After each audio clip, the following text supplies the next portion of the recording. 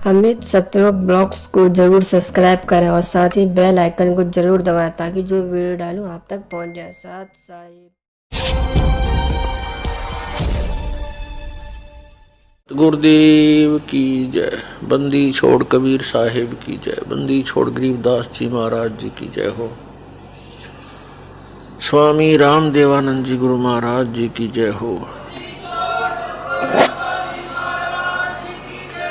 गरीब नमो नमो सतपुरुष को नमस्कार गुरु की नहीं।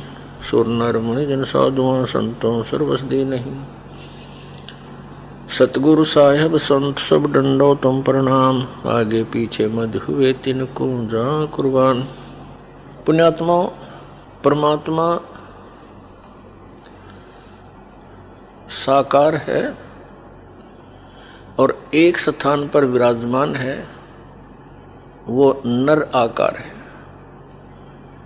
आपको दिखाते हैं ढेर सारे प्रमाण वेदों में कि परमात्मा साकार है, नर आकार है, ऊपर के लोकों में विराजमान है, वहाँ से गति करके आता है और अपने तत्व ज्ञान को स्वयं ही सुनाता है, बताता है।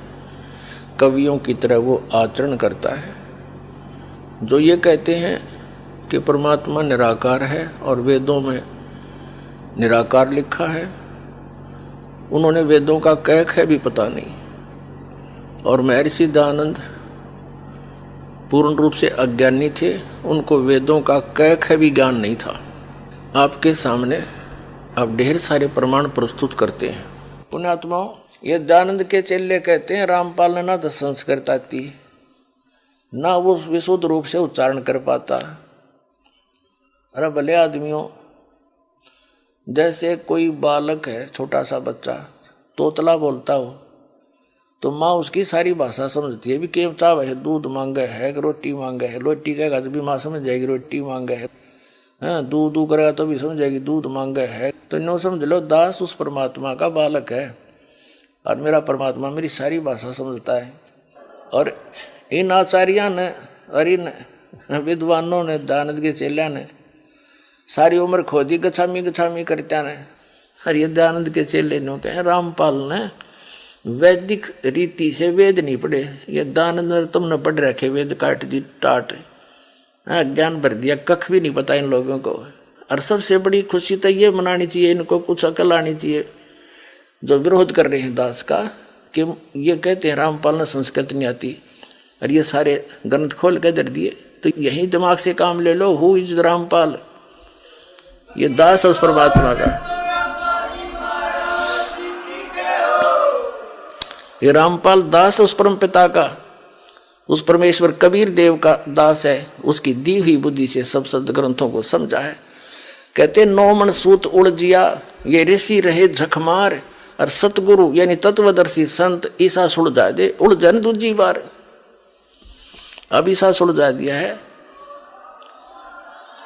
इस कलयुग में नहीं उड़ सकता अभी। अब ये थोड़े से दिन में ये ट्या ट्या करने वाले हैं ना विरोधी, सिर पटक कर बैठ जाएंगे। जनता इन्हें बोलने नहीं देगा। बच्चा बच्चा भी बस चुप हो जाओ, तेरे दिन सुन ली तुम्हारी ये बकवाद। अरे सामने प्रमाण दिखा रहा है, दास ने गला पड़ा लिया और जेल तक जा लिया इस सच्चाई को ऊपर लाने के लिए। और ये फिर भी बकवाद कर रहे हैं। इस दास ने तो न्यौछावर कर रखा है जीवन परमात्मा के लिए। परमात्मा के बच्चों तक इस तत्व ज्ञान को पहुंचा कर छोड़ूंगा, चाहे कुछ भी बीतो मेरे साथ।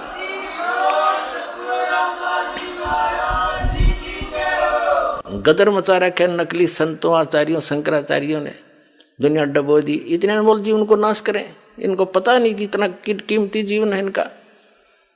और इस सत साधना से इनको यहाँ भी सुख है और वहाँ जाएंगे जहाँ सदा सुखी। जा जाने के बाद फिर साधक कभी लौट कर नहीं आता। तो महर्षि दयानंद